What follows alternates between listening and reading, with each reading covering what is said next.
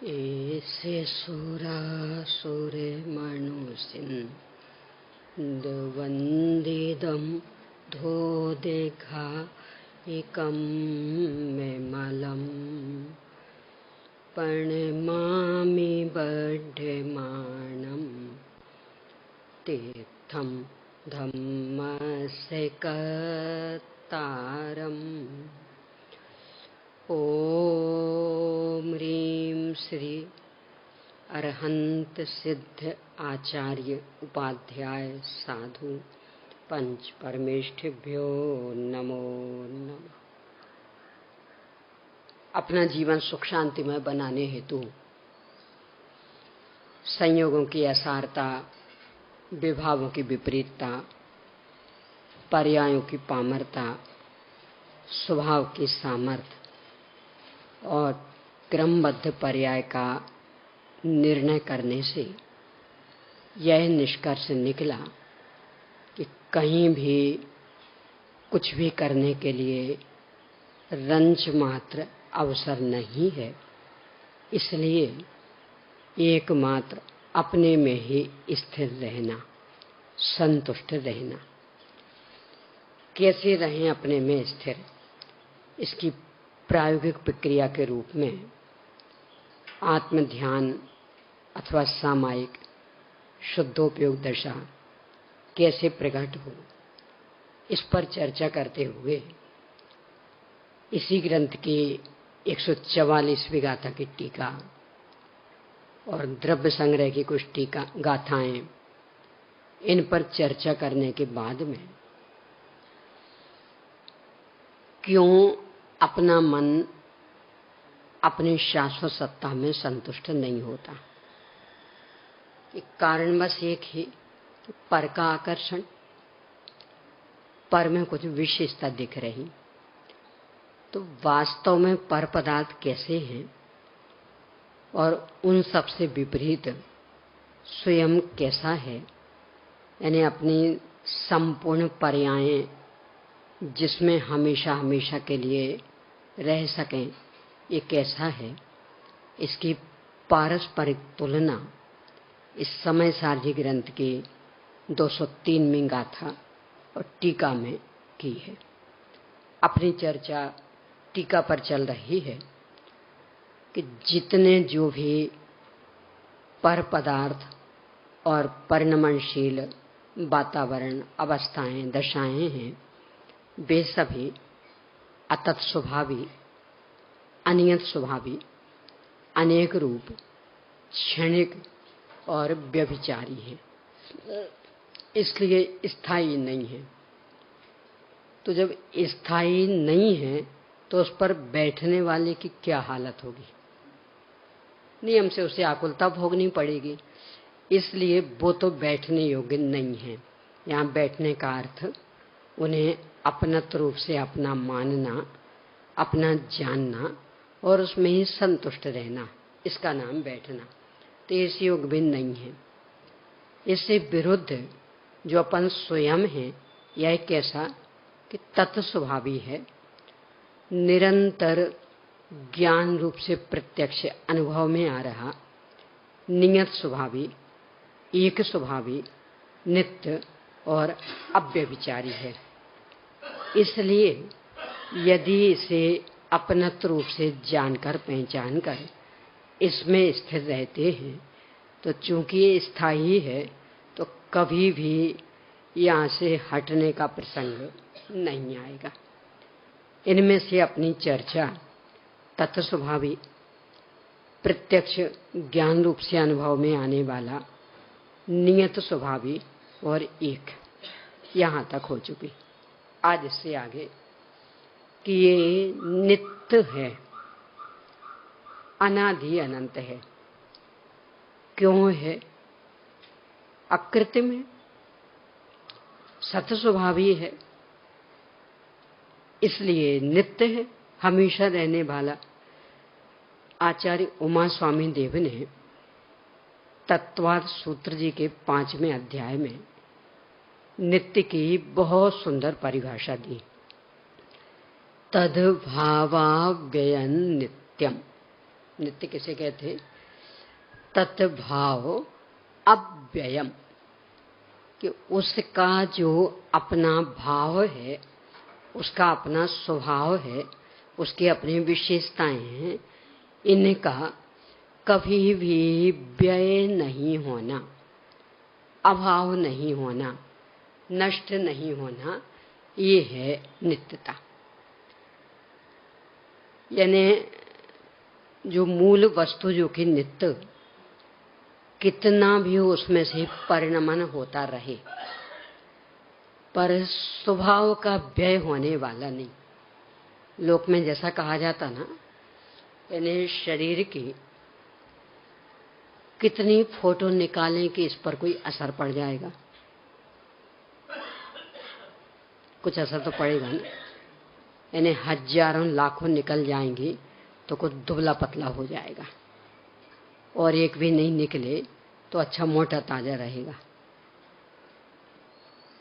उदाहरण एक दृष्टि समझना, क्योंकि वैज्ञानिकों ने सिद्ध कर दिया है कि कैमरे की रेंजें शरीर पर असर डालती हैं और अनेक अनेक बीमारियां पैदा कर सकते हैं। अरे अकेले शरीर पर ही नहीं, जड़ पर भी इनका रंग खराब कर देती। इसलिए आप अजंता एलोरा आदि की गुफाएं देखने जाएंगे तो आप फोटो नहीं ले सकते। क्यों? वो जो चित्रकारी है उसका रंग उतरने लगा।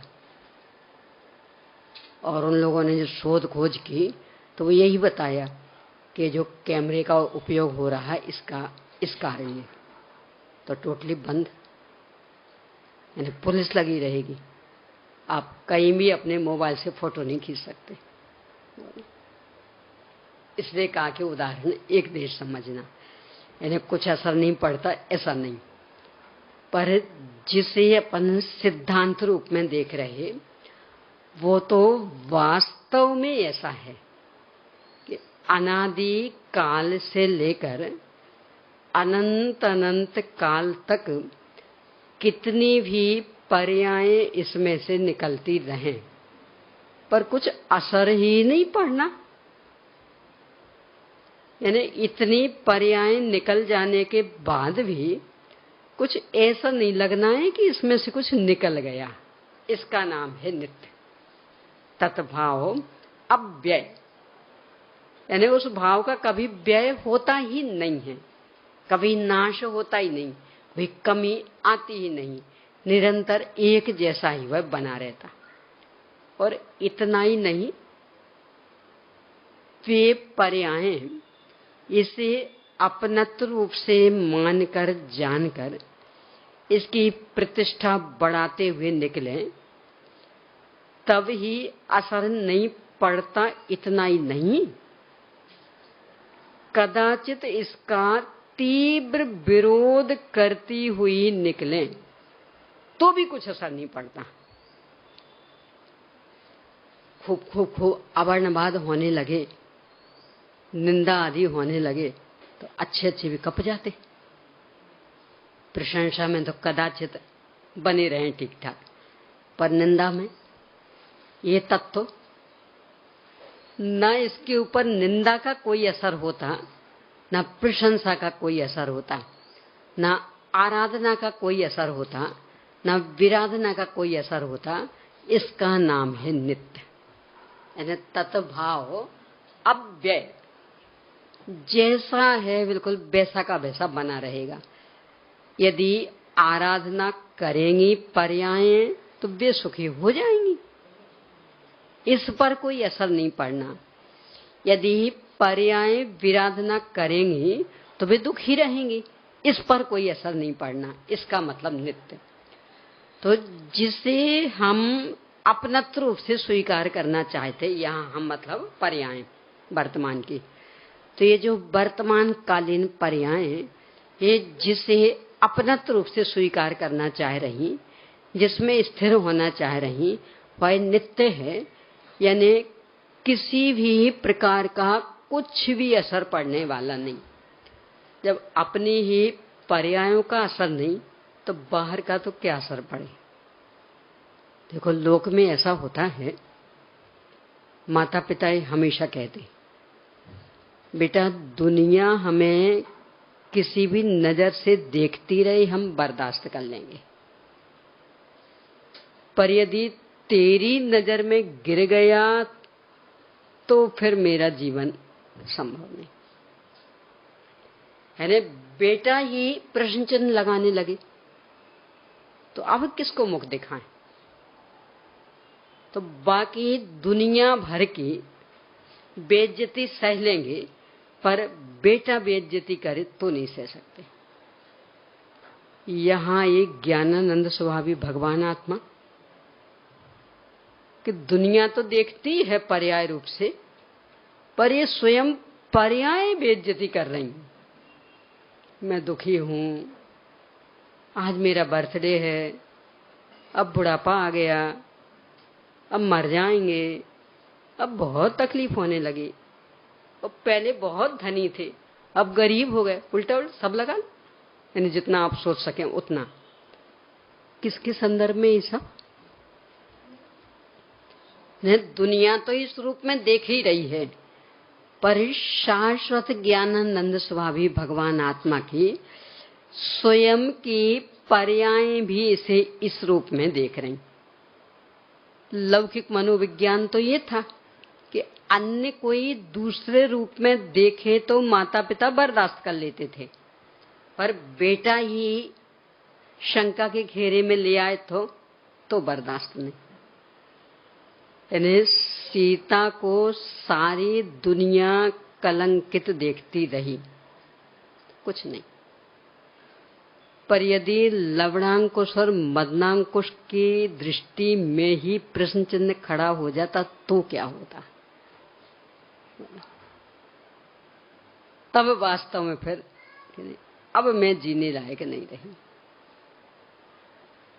अंजना को सब गलत देखते रहे तो कुछ नहीं, और यदि हनुमान ही प्रश्न चिन्ह खड़ा कर लेते अपनी दादी के कहने से, दादी कह रही है पिताजी तो देखते ही नहीं थे आपको, क्या होता हुआ? ऐसे प्रसंग आते हैं लोक में घटी हुई घटनाएं। एक महिला थी, अपनी ससुराल में पति से घबराकर पीहर चली गई।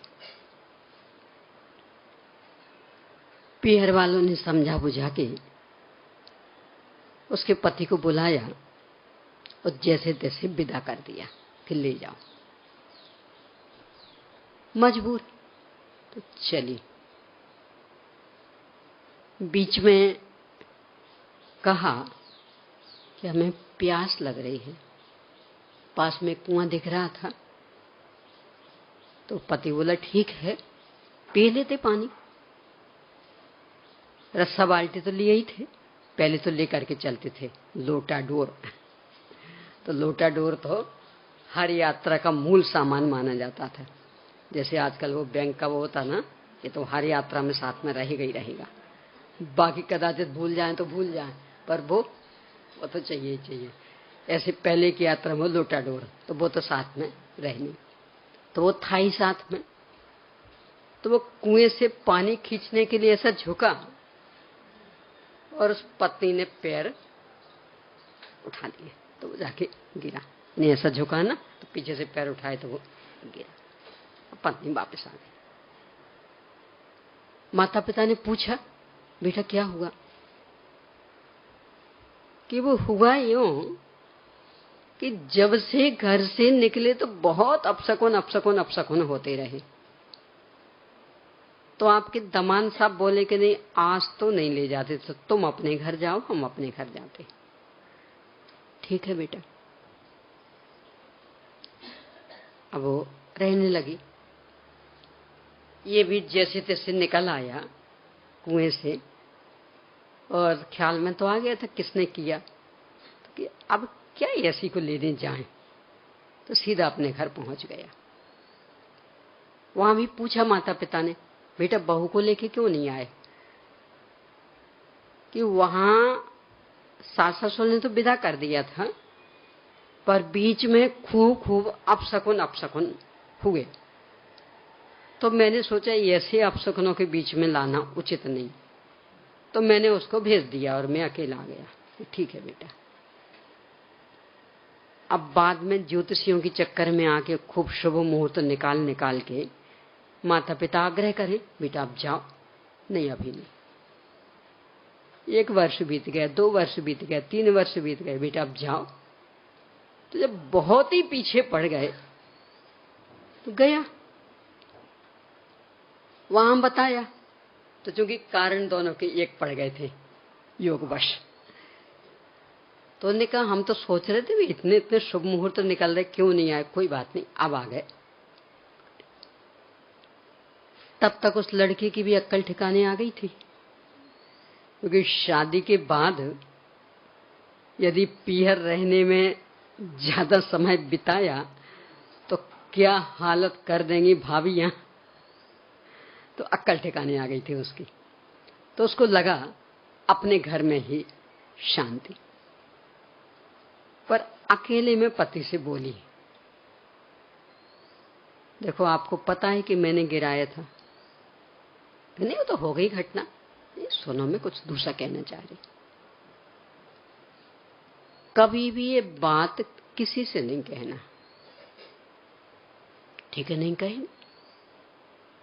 मेरे तो मन में है भी नहीं कुछ मलान, नहीं कहेंगे। तो ही मैं चलूंगी। हाँ हाँ, निश्चिंत रहो, नहीं कहेंगे। आ गई। इसे डर लग रहा था कि शायद इसने पहले बता दिया हो अपने माता पिता को, तो उसने विश्वास दिलाया कि नहीं, मैंने किसी को भी नहीं कहा है। और पूछने पर मैं तो ये कारण बताता रहा।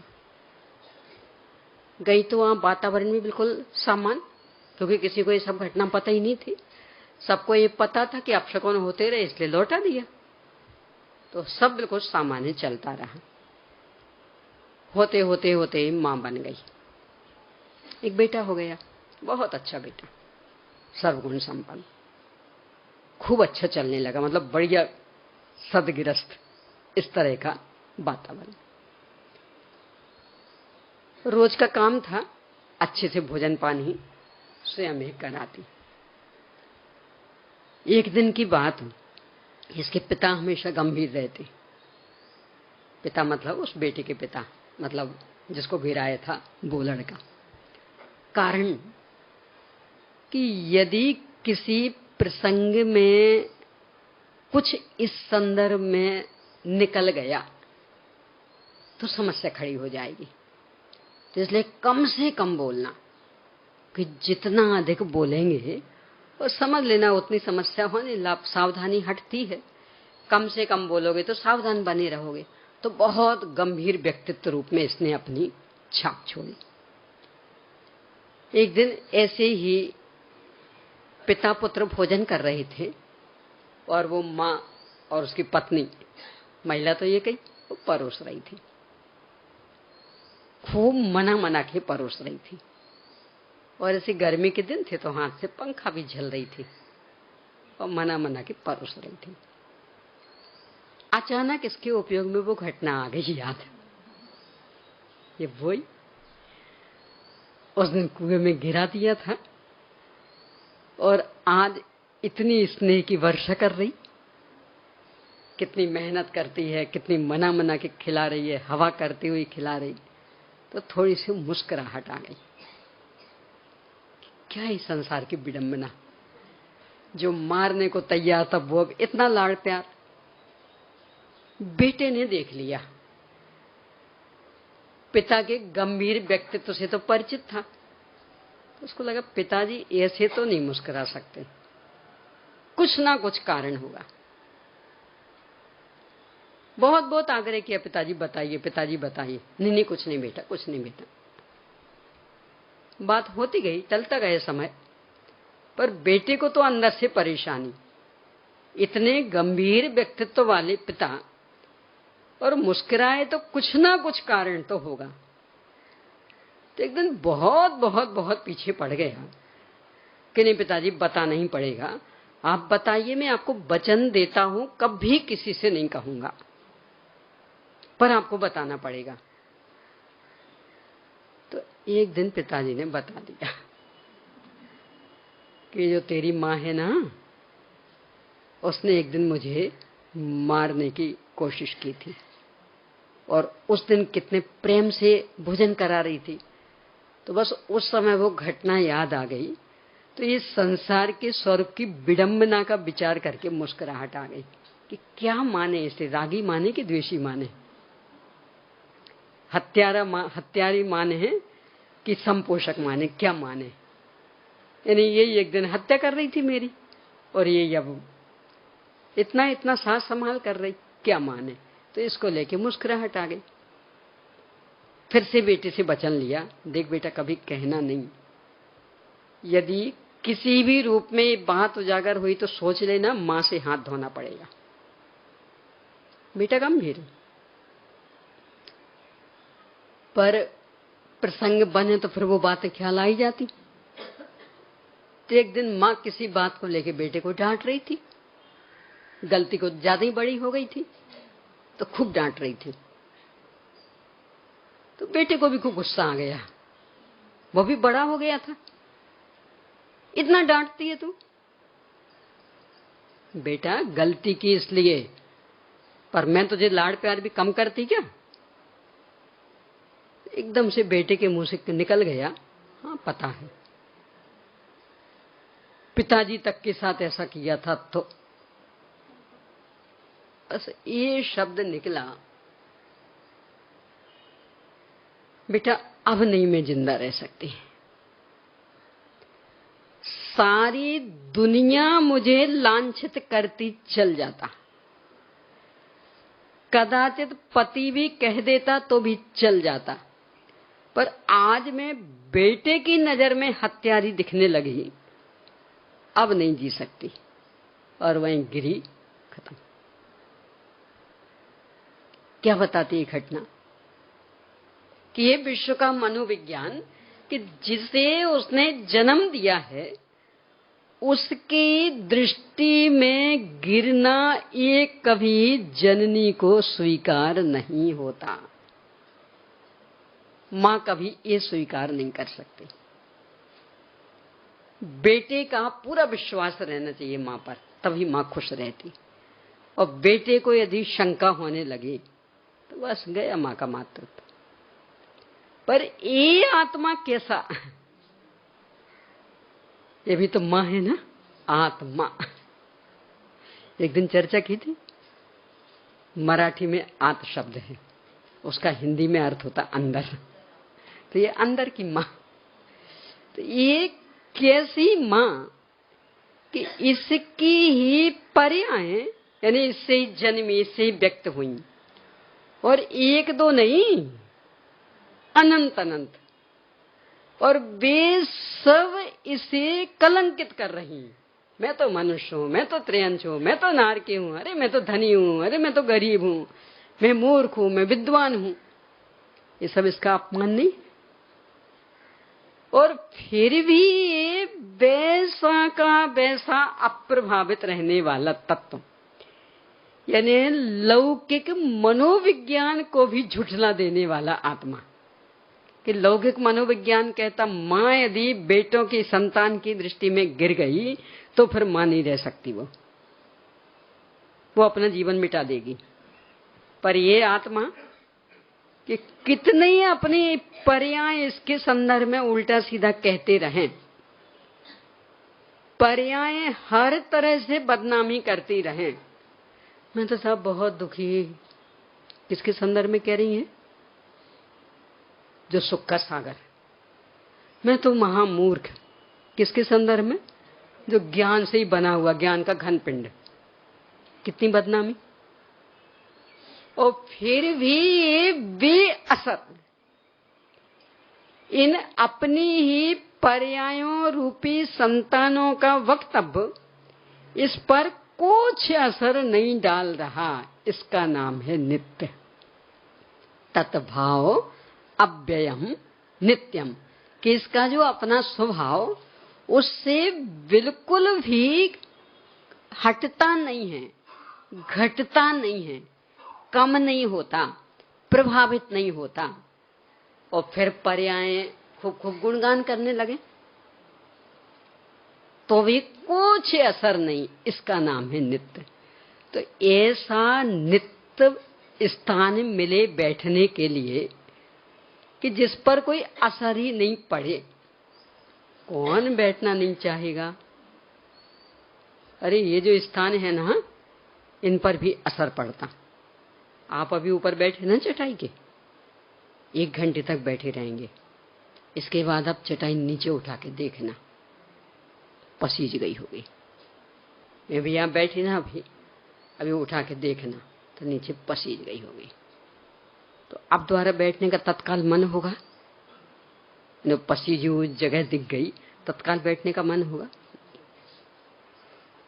यानी इतने कठोर आसन भी प्रभावित हो जाते। और पसीज गया मतलब अपने बैठने का असर हुआ, निमित्त नैमित्तिक संबंध। तो अब तो बैठने का मन नहीं होगा तत्काल। पर ये शाश्वत आत्मा नित्य, यानी किसी भी प्रकार का कोई असर इस पर नहीं पड़ना, पर्याय अपनत रूप से इसे स्वीकार करके स्थिर रहें तो भी वैसा ही, और नहीं माने और दुनिया भर में डोलती रहें और इसकी बदनामी करती रहें, मैं तो दुखी हूं, मैं तो महादुखी, मैं तो महामूर्ख, और तो भी कुछ नहीं। इतना बढ़िया है स्थान। ये समझ में आए तो कौन इन पर बैठने की कोशिश करे? जो असरदार, यानी छोटे छोटे से प्रसंगों में प्रभावित हो जाए। अरे ठंडी गर्मी से प्रभावित हो जाए, खूब ठंड पड़ती तभी चटाइयां आदि कैसी लगती, और खूब गर्मी पड़ती तब। और ये आत्मा ठंड में भी वैसा ही हो, गर्मी में भी वैसा ही। आपको नीचे दर्द हो रहा हो तभी चटाई कैसी लगती, चुभती है।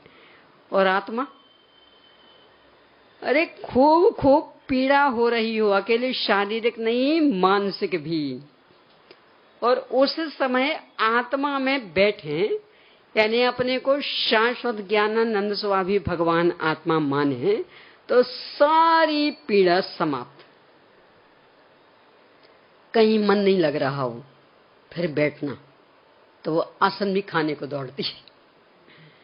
मन में खूब उछल कूद हो रही हो ना, मन लगा ही नहीं रहा, बहुत बहुत बेचैनी, तो उस आसन पर, बढ़िया से बढ़िया आसन, यानी फोम की गद्दी हो, स्पंज की गद्दी हो, और उसमें भी साता नहीं मिलती।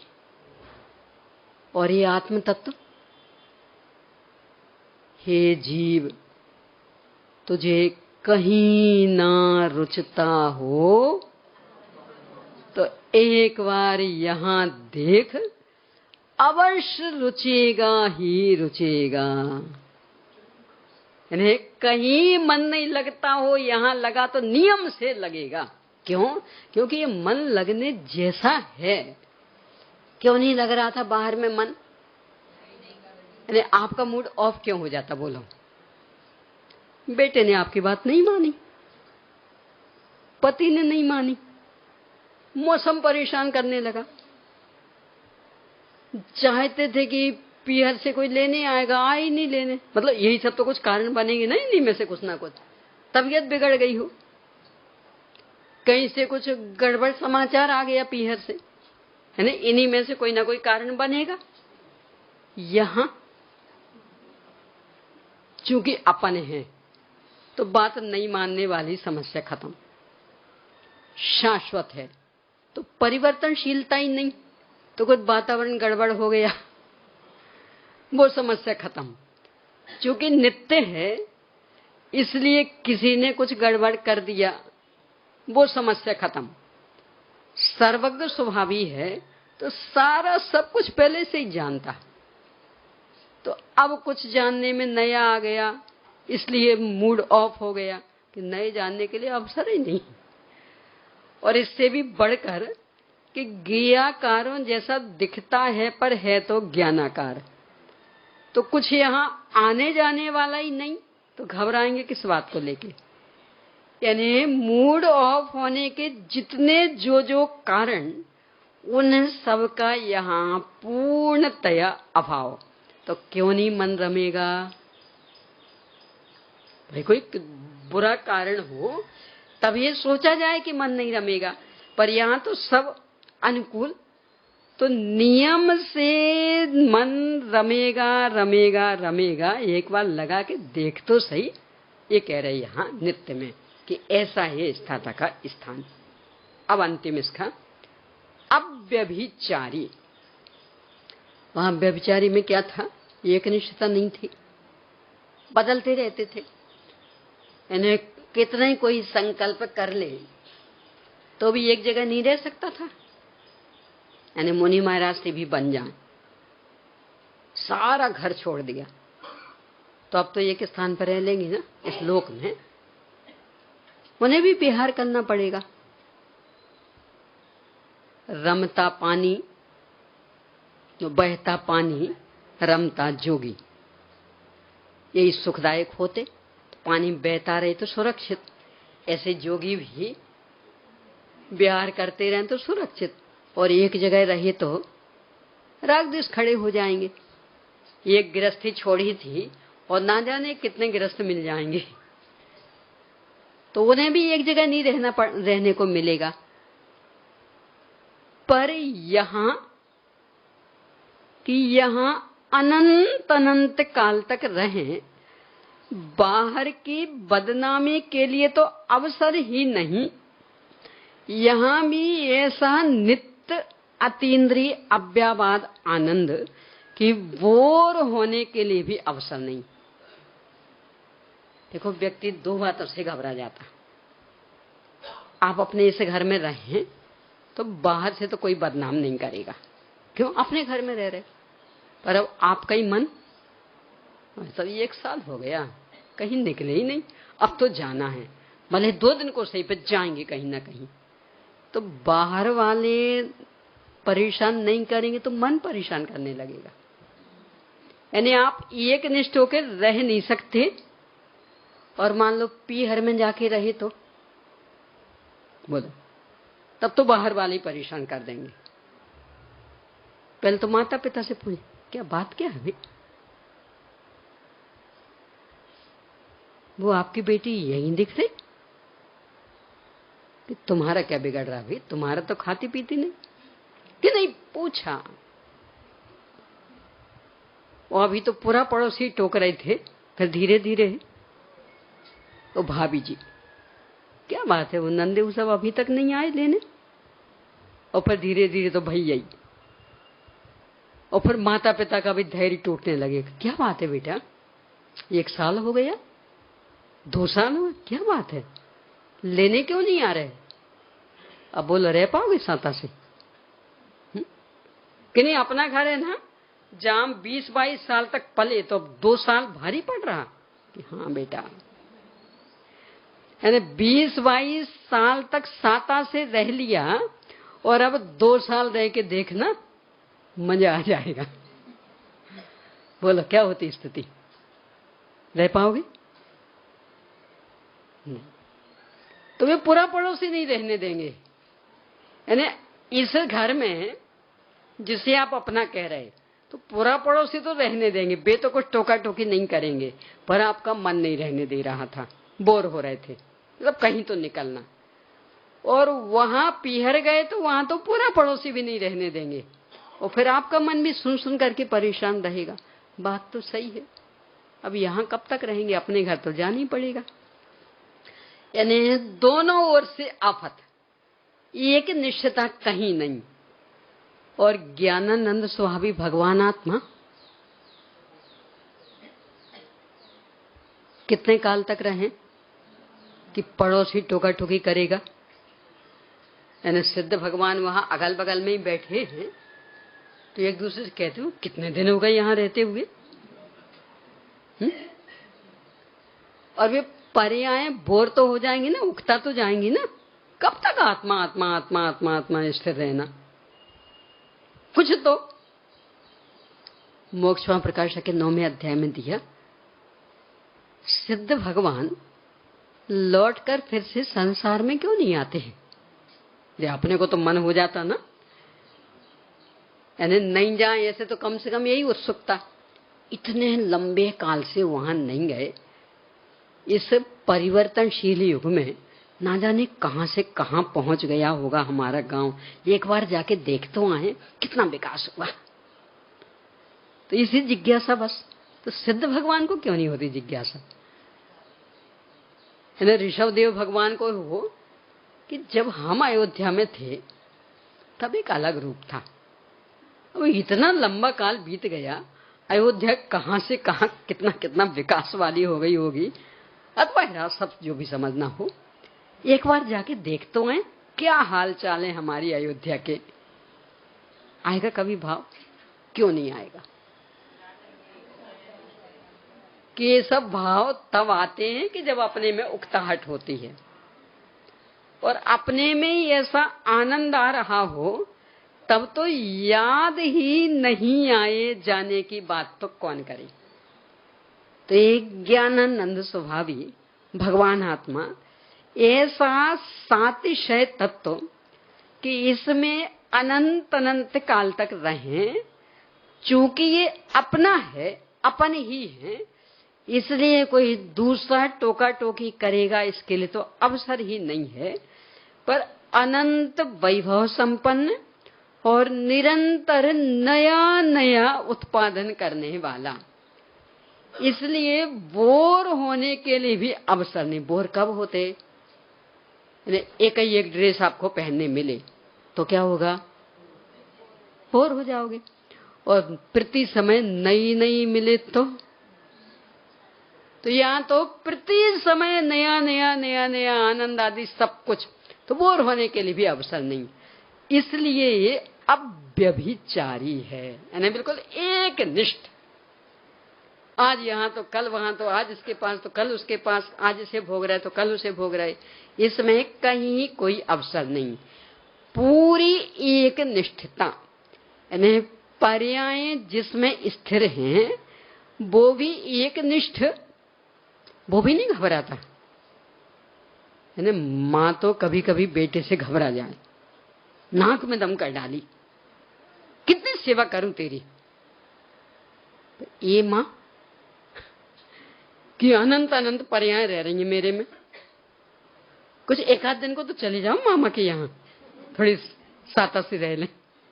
बोलती ना माँ गुस्से में, छुट्टियां हो गई हूं, और बच्चों की छुट्टियां मतलब माँ की आफत। क्या कहती? हम बाद में आएंगे, बाकी अभी काम पड़ा ना गर्मी वाला, तुम जाओ, साता से काम हो जाएगा। तो जिस बेटे को आंखों से ओझल करना पसंद नहीं करती थी, अब उससे घबरा गई तो मामा के यहां भेजती, जा तू तो एक आफत टलेगी। तो ये आत्मा भी इन पर्यायों को कभी ऐसा जवाब देने लगा तो क्या होगा कि ये आत्मा है, मां नहीं है। इसलिए कभी नहीं, यानी ये भी पूरा एक निष्ठ। अरे जब ये पर्याय नहीं रह रही थी अपने में, तब भी एक निष्ठ था, तब भी कभी शिकायत नहीं करता था। विकारी पर्याय भी क्या कहलाती थी? चिद विवर्त, चेतन का विकार। यानी चेतन तब भी ने अपना कहता था, आखिर हैं तो हमारी ही पर्याय, हैं तो हमारी ग्रंथियां। जब बाहर बाहर भटक रही थी ये पर्याय, तब भी जिसने उनकी उपेक्षा नहीं की, तो अब जब स्वयं में लीन हो गई हो तब उपेक्षा क्यों करेगी? इतना ये अव्यभिचारी तत्व है ना, बिल्कुल एक निष्ठ कि मेरी पर्याय मेरे में से उत्पन्न हुई तो मेरी आराम से समा जाए, व्यय हो जाए, तो कभी उलायना नहीं देता ये आत्मा। ए तुम वही है कि जो मुझे दुखी कहता था, जो तो मुझे मनुष्य कहता था, जो तो मुझे रागी द्वेषी कहता था, अब मैं अपने अंदर तुझे आने नहीं दूंगा। किसी भी पर्याय के संदर्भ में ऐसा कहेगा नहीं। इसका मतलब अव्यभिचारी, एक निष्ठ। अव्यभिचारी मतलब एक निष्ठ, पहले चर्चा की थी ना, सती और शीलवान, कब नाम मिलेगा? दोनों ओर से एकनिष्ठ। स्वप्न में भी अब किसी दूसरी कुत्सित दृष्टि से कोई हमारे जीवन में नहीं आएगा। इसका नाम था व्यभिचारी, एकनिष्ठता। और चाहे जिस ओर नजर दौड़ाए कि नहीं ये तो उससे अच्छी, और लड़का नहीं, लड़की सोचे ये उससे अच्छा, तो फिर सती कहलाएगी, वो लड़का शीलवान कहलाएगा, नहीं व्यभिचारी हो गया। यहां आत्मा पूरा पूरा एकनिष्ठ कि पर्याय कैसी भी हों, एक कभी उपेक्षा नहीं करता। और पर्याय भी इतनी एकनिष्ठ हो गई कि अब तो इसमें जमी सो जमी, अब भगने के लिए कहीं अवसर नहीं, भगने लायक कोई स्थान ही नहीं दिख रहा। कहां जाए, सब तो देख चुके। भववन में जी भर घूम चुका, कण कण को जी भर भर देखा, पर पाया क्या? मृग समृग तृष्णा के पीछे मुझको न मिली सुख की रेखा। तो चूंकि ये सब प्रत्यक्ष दिख रहा है केवल ज्ञान में कि अन्यत्र सुख की रेखा भी नहीं मिली, बस इसके बल पर सिद्ध दशाएं अपने शाश्वत स्वभाव को नहीं छोड़ती, इसलिए सिद्ध भगवान लौटकर संसार में नहीं आते। शाश्वत स्वभाव को छोड़े में पर्याय परलक्षी बने तो इसका ही नाम संसार। और भी परलक्षी बनती नहीं, क्यों? क्योंकि अनुभव कर चुके ना। परलक्षी बनने का क्या फल पाया कि सुख की न मिली किंचित छाया, तो अब कहां जाएं?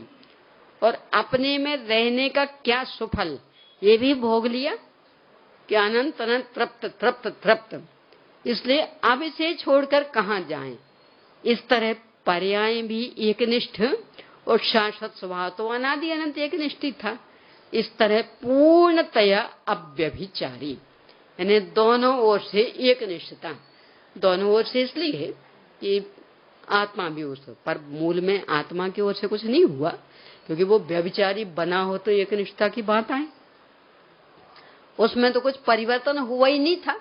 वो तो हमेशा ही अपने में ही संतुष्ट था, स्थिर ही था। पर्याय यहाँ वहां भटक रही थी, तो उनने भी अब भटकन बंद कर दी और अपने स्वरूप में एकनिष्ठ। तो ऐसा है अव्यभिचारी तत्व। इस तरह के भाव को और कैसा है, वह एक ही स्वयं स्थायी होने से, यानी पहले विशेषताएं बता दी, अब निष्कर्ष कि विशेषताओं में क्या तत्व स्वभावी है, प्रत्यक्ष ज्ञान रूप से वेदन में आ रहा, एक है, नित्य है और अव्यभिचारी है, बिल्कुल एकनिष्ठ है। ऐसा यह स्वयं स्थायी होने से, किसी की कृपा से स्थायी रहेगा ना, तब तो बहुत झंझट। क्यों? कृपा दृष्टि वाले को नाराज होने में देर थोड़ी लगनी। तो जैसे वो नाराज हुआ और अपनी कुर्सी, ये तो अपन देखते हैं ना, राजनीति में तो आए थे, यानी जनता बहुमत से जिसे राजा बना देती, सरकार बना देती, जिसे अपना पूरा बहुमत सौंप के, और अगले चुनाव में इतनी बुरी तरह से उसे गिराती, कुछ कहो ना, बोलो। तो उसकी कृपा से कुर्सी टिकी थी, तो कृपा दृष्टि हटने में भी देर नहीं लगनी। ये जो आत्मा, ये कैसा कि स्वयं स्थायी, यानी ये किसी कृपा से स्थायी नहीं बना था कि कृपा दृष्टि हटा ली तो हमारा स्थायीपना खत्म। ये तो स्वयं ही स्थायी। क्यों? शाश्वत है ना, अनादि अनंत है ना, सत्य है ना, तो कौन से स्थायी बनाए? ये तो स्वयं से स्थायी। तो स्वयं स्थायी होने से स्थाता का स्थान, अर्थात रहने वाले का स्थान हो सकने योग्य होने से पद भूत है, ने ये पद पाने योग्य है। पद की लालसा बुरी नहीं होती, मिलना चाहिए, पर कैसा? तो 4 दिन की चांदनी फिर अंधेरी रात नहीं, क्योंकि फिर तो और ज्यादा दुख होगा। एक पहले चलती थी पार्श्वनाथ पूजन, उसकी अक्षतके में कुछ पंक्तियां थी इस तरह की। पद की अभिलाषा है मुझे में, पद पापा में हार गया, नाश बान इन राही पद में, सत्य राह को टार गया। ये अपना पूरा भूतकाल बताया। अब भगवान से, आप अक्षय पद के हो स्वामी, यही अक्षय पद चाहूं मैं, झुक झुक कर चरणों में आया, अक्षत आज चढ़ाऊं मैं। कि पद की अभिलाषा तो मुझे है, पर कौन सा पद पद है, यानी जो शाश्वत टिकेगा ऐसा है, ये मुझे नहीं पता था, इसलिए ने राही पदों में मुग्ध हो गया। बीच में जो आ रहे थे ना, इनमें मुग्ध हो गया। पर आप इनमें मुग्ध नहीं हुए तो आपने अक्षय पद प्राप्त कर लिया। आज मैं आपकी शरण में आया तो मेरा भी मन इस पद पर ललचा रहा है, इसलिए अब मैं भी इस पद को पाने का प्रयास करूंगा। और ये अक्षत संकल्प रूप में चढ़ा रहा। कैसे पाया आपने? कि जो ये शाश्वत ज्ञानानंद स्वामी भगवान आत्मा, ये है वो पदभूत, यानी इसका जो आश्रय लेगा उसे ऐसा जीवन मिल जाएगा कि रहे अनंतानंत काल यथा तथा शिव परिणय। इसलिए ये पदभूत। एक अपने यहां योग सार प्राभृत, योग सार अलग और एक योग सार प्राभृत अलग। ये जो योग सार, जो कि गुरुदेव जी के जन्म जयंती के उपलक्ष्य में चलना है, यानी 2 ग्रंथ, कल रात को चर्चा आई थी ना, पहले छेड़ाला और बाद में योग सार, और ऐसे 1 साल तक का पूरा ये कार्यक्रम। तो ये तो है योगेंदु देव द्वारा लिखा हुआ। और योग सार प्राभृत आचार्य श्री अमित गति श्रावकाचार्य द्वारा लिखा हुआ। तो वहां संवर निर्जरा की पर्यायों के लिए लिखा अक्षय अमेय। संवर निर्जरा की पर्याय है अक्षय अमेय। कौन अक्षय अमेय? वो पर्याय। तो शिष्य ने प्रश्न किया, सब पर्याय का जीवन कितना होता? आपने अभी पहले द्रवगुण पर्याय की मीमांसा की थी, तो उसमें बताया था कि जो एक समय रहती वो पर्याय कहलाती। तो ये अक्षय कैसे हो गई? इतना सुंदर उत्तर दिया कि उसके एक समय वर्ती होने से क्या फर्क पड़ना, उसने अपनत्व किसमें स्थापित किया, अपना सर्वस्व किसे मान रही वो, तो जिसे वो अपना सर्वस्व मान रही वो जैसा है ये पर्याय भी वैसी हो गई। तो वो कैसा है? शाश्वत तत्व अक्षय में। तो पर्याय कैसी हो गई? अरे सर्वस्व समर्पण का कमाल है, लोक में भी होता। एक लड़की बिल्कुल अंगूठा छाप, पहले जमाने में बहुत होता था ऐसा, पर बाकी सर्वगुण संपन्न है, यानी घर के कामकाज में अच्छी, विवेकशील है, बुद्धि भी है, बस पढ़ी नहीं, विद्या नहीं। एक दिन विद्या और बुद्धि का अंतर बताया था ना, जो अपनी इंटेलिजेंस है वो तो बुद्धि, और जो फिर पढ़ लिख करके सीखते वो विद्या। तो पढ़ी लिखी नहीं है तो अंगूठा छाप, काला अक्षर भैंस बराबर, पर बाकी सर्वगुण संपन्न, देखने करने में भी बहुत सुंदर। तो एक हार्ट स्पेशलिस्ट डॉक्टर, उसने उसके साथ शादी कर दी। अब वो लड़की कौन कहलाएगी? वो अंगूठा छाप, वो काला अक्षर भैंस बराबर, कौन कहलाएगी? किसका परिणाम? यानी उसे ये भी सीढ़ी भी नहीं आती, पर परिणाम किसका? सर्वस्व समर्पण किस पर? उसे इज्जत मिलेगी तो किस तरह से? यानी कहीं अपनी सभा में डॉक्टर साहब को बुलाया, अध्यक्ष पद पर बिठाया, तो उसकी पत्नी अब वो अंगूठा छाप, यानी सर्वस्व समर्पण का क्या कमाल। ऐसे वो पर्याय भले एक समय की होगी, पर उसको क्या देखते? उसका समर्पण किस पर? कि समर्पण शाश्वत ध्रुव ज्ञानानंद स्वामी भगवान आत्मा पर, तो वो पर्याय भी कैसी हो गई कि ज्ञानानंद स्वामी भगवान आत्मा पदभूत, तो उसके आश्रय से प्रकट हुई दशा, ये भी पद अक्षय अनंत पद हो गया, सिद्ध दशा, अनंत अनंत काल तक टिके ऐसा पद। तो ये पदभूत है शाश्वत आत्मा, इसका आश्रय लिया, तो इसलिए समस्त अस्थायी भावों को छोड़कर जो स्थायी भाव रूप है, ऐसा परमार्थ रस रूप से स्वाद में आने वाला यह ज्ञान एक ही आस्वादन के योग है। यानी इस पर ही बैठना और इसका ही वेदन करना। किसका? जो तत्व स्वभावी है, प्रत्यक्ष ज्ञान रूप से ख्याल में आ रहा, नियत स्वभावी है, एक है, नित्य है, अव्यभिचारी है, बस ये ही एकमात्र स्थाता का स्थान होना चाहिए। यानी बैठने वाली पर्याय है, इस पर बैठें। और बैठने का मतलब कोई ऐसा आसन नहीं है कि गए और बैठ गए, तो क्या ये ही मैं हूं ऐसा माने, ऐसा जाने, इसमें ही संतुष्ट रहे। और जब संतुष्ट रही तो बस इसका ही आस्वादन।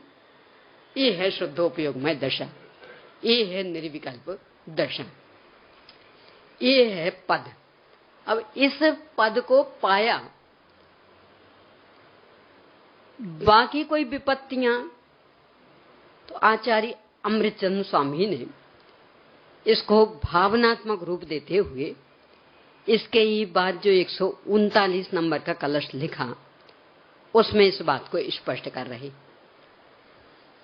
एक में वे ही तत्स्वाद्यं विपदामपदम पदम अपदान्येव भासन्ते पदान्यन्यानियत पुरः। वह एक ही पद आस्वादन के योग्य है, जो कि विपत्तियों का अपद है, अर्थात जिसमें आपदाएं स्थान नहीं पा सकती और जिसके आगे अन्य सब पद अपद ही भाषित होते हैं। कहा था आस्वाद इसका करें, इसमें स्थित बैठे। क्यों बैठे? तो बहुत मनोवैज्ञानिक ढंग से आचार्य से उत्तर दे रहे। आप धर्म क्यों करना चाहते? सब बहुत बेचैन हैं, हम बहुत विपत्तियों से घिरे हुए हैं, बहुत संकटों का सामना करना पड़ रहा, तो इन सबसे बचने के लिए धर्म करना चाहते। ये उत्तर है ना? बहुत बेचैन हो गए, बहुत दुखी, बहुत त्रस्त। आचार्य श्री कह रहे बस हम जिस पर बैठने की बात कर रहे ना, वो इन सब संकटों से पूर्णतया मुक्त, वो संपूर्ण कष्टों से रहित, विपत्तियों का स्थान नहीं है, वो अपद, यानी इनका स्थान नहीं है। यानी ऐसा हो कोई कि सब हम अब कहीं बैठेंगे, क्यों कि सब वो चलते चलते पैर थक गए, और कि सब वो धूप में तपते तपते परेशान हो गए, तो किसने बताया ये है अच्छी बढ़िया पेड़ की छाया, यहां बैठो। कि यहीं क्यों बैठे, वहां बैठे तो कि देखो आपने बैठने का कारण क्या बताया था, थक गए। यहां बढ़िया आसन है ना, आराम से बैठ जाओगे, तभी तो पैरों को राहत मिलेगी ना। पर यदि आराम से ऐसे नहीं बैठ पाए तो। और दूसरा कारण क्या बताया था, गर्मी से परेशान हो गए। यहाँ देखो कितनी घनी छाया, तो गर्मी से परेशान और वहां गर्मी में जाके बैठोगे क्या हालत होगी। तो इसलिए हम कह रहे हैं कि यहां बैठो। ऐसे ही आचार्य श्री कि सब आप यहीं बैठने की बात क्यों कह रहे, अरे और भी तो पद है ना, इंद्र पद है, चक्रवर्ती पद है, तीर्थंकर पद है, वहां बैठे। कि आप क्यों आसन खोजना चाह रहे थे कि सब जहां जाते वहीं से भगा दिए जाते, कहीं बैठे ही नहीं पाते, टिके ही नहीं पाते, और कि जन्म मरण का दुख तो लगा ही रहता, और आकुलताएं, और मेरी आज्ञा में तो बिल्कुल नहीं चलता कोई भी, मैं तो अच्छे से परेशान। बस इसीलिए मैं कह रहा कि यहां बैठो। यानी जिन जिन कारणों से तुम स्थान खोज रहे हो दूसरा, उन संपूर्ण कारणों का ये अपद है। यहाँ वे सब कारण एक भी नहीं, इसलिए यहाँ बैठोगे तो नियम से संतोष पाओगे, संतुष्टि पाओगे, जीवन सुख शांति में बनेगा। इसका नाम विपदाओं का अपद। लोक में लगभग 3 प्रकार की विपत्तियां मानी जाती, दैहिक, दैविक, भौतिक, तापा, राम राज्य कब हूं नहीं व्यापा। तुलसीदास जी ऐसा लिखते कि 3 प्रकार के कष्ट होते, दैहिक, दैविक, भौतिक। यानी आधि दैविक, आधि भौतिक और आधि दैहिक। यानी कुछ तो शरीर संबंधी, शरीर में आधि दैविक, आधि देहिक और आधि भौतिक, 3 प्रकार के दुख। यानी कुछ तो है शरीर संबंधी, रोग आ गया, कोई भी बीमारी आ गई, अंग भंग हो गया, कहीं भी दुख दर्द हो रहा, इससे परेशान रहेगा व्यक्ति। यहाँ पे भौतिक, मकान अच्छा नहीं होगा, दुकान अच्छी नहीं होगी, बाल बच्चे आज्ञाकारी नहीं होंगे, पति पत्नी में नहीं बनती होगी, ये भौतिक। और यहाँ पे दैविक, कोई बेंतर आदि चिढ़ गया होगा, वो परेशान कर रहा होगा, कोई और उपद्रव। यानी बेंदरों की लीलाएं कोई कम थोड़ी होती, कठपुतली बना के नचाते हैं, तो उनसे परेशान होगा। तुलसीदास जी कहते राम के राज्य में तीनों ही नहीं थे, दैहिक, दैविक, भौतिक, तापा, राम राज्य कबहू नहीं व्यापा। अब थे कि नहीं है तो भगवान जाने, क्योंकि राम राज्य में यदि दैहिक दुख नहीं होता तो फिर वहां के लोग आज भी अपने को देखने मिल जाते, पर सब चले गए। तो कैसे नहीं था दैहिक दुख, यानी जन्म मरण का दुख नहीं था, फिर नहीं होता तो आज मिलते ना अपने को, पर है कोई उनके जमाने के। तो ये तो कोरी कहने की बातें थी, वास्तविकता तो नहीं थी, क्योंकि सब गए हैं। नए जन्म भी होते ही होंगे ना, हो शंका के लिए कहां हो सर, और बाकी भी बीमारियां हो सकती, तो नहीं थे ये तो नहीं कह सकते, पर हाँ स्थूल रूप में नहीं रहे होंगे। ये अवश्य ऐसा राम राज्य, आत्मा राम है ना, ये भी राम, इसका राज्य वास्तव में ऐसा कि यहाँ ना आधि दैहिक दुख, न आधि दैविक दुख और न आधि भौतिक दुख। क्यों? क्योंकि ये चीजें यहाँ नहीं है, दुख किसमें होगा? अशरीरी तत्व, शरीरी नहीं तो जन्म मरण किसका? अब वो हाई ब्लड प्रेशर के लो ब्लड प्रेशर किसमें होगा? अब वो कोलेस्ट्रॉल बढ़ गया कि हार्ट का अटैक हो गया कि वो नसें वो सारी चौक हो गई कि किसमें? जिसमें वो होंगी उसमें ना। आत्मा में कौन कौन सी नसें हैं, कौन सा ब्लड प्रेशर है कि जिससे देखा जाए कि वो हाई है कि लो है, कौन सा हार्ट है? यानी जिनमें ये सब दुख होते थे, परिवर्तन होता था, वो शरीर मात्र ही यहाँ नहीं, तो आदि दैहिक दुख कैसे होंगे? कि सब आदि दैविक, कि इस आत्म तत्व का अवलंबन लेने वाले के चरणों में सारे देवी देवता झुकते हैं, 100 इंद्र, तीन लोग के नाथ हैं, वे देवादिदेव हैं, तो अब वे इसे परेशान कैसे करेंगे। और भौतिक कि एकत्व विभक्त स्वभावी है, पर से कुछ लेना देना ही नहीं है, अपने आप में इतना वैभव संपन्न कि पर की आवश्यकता ही नहीं, इतना वैभव संपन्न कि सारे विश्व के ऊपर तैर रहा। अद्भुत अद्भुत तत्व। तो जब सब कुछ इसके पास, तो आदि भौतिक दुख भी कैसे होगा। इसलिए विपत्तियों का अपद, यानी यहाँ विपत्ति नाम की गंध भी नहीं है, इसलिए इसमें रहें, ऐसी आचार्य से प्रेरणा दे रहे हैं। शेष चर्चा अपन आगे करेंगे। चलिए प्रश्न लिख लीजिए। नित्य का स्वरूप बताते हुए आत्मा की नित्यता को स्पष्ट कीजिए। अगला, आत्मा अव्यभिचारी है, इसे स्पष्ट करते हुए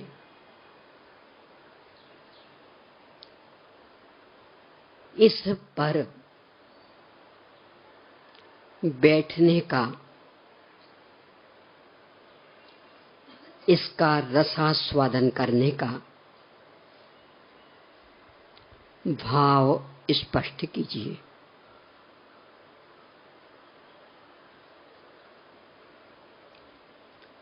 अगला, विपत्तियां अत्यंत संक्षेप में कितने प्रकार की हैं,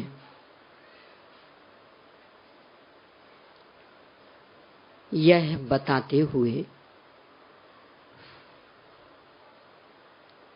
यह ज्ञानानंद स्वभावी भगवान आत्मा उन सब से रहित कैसे है,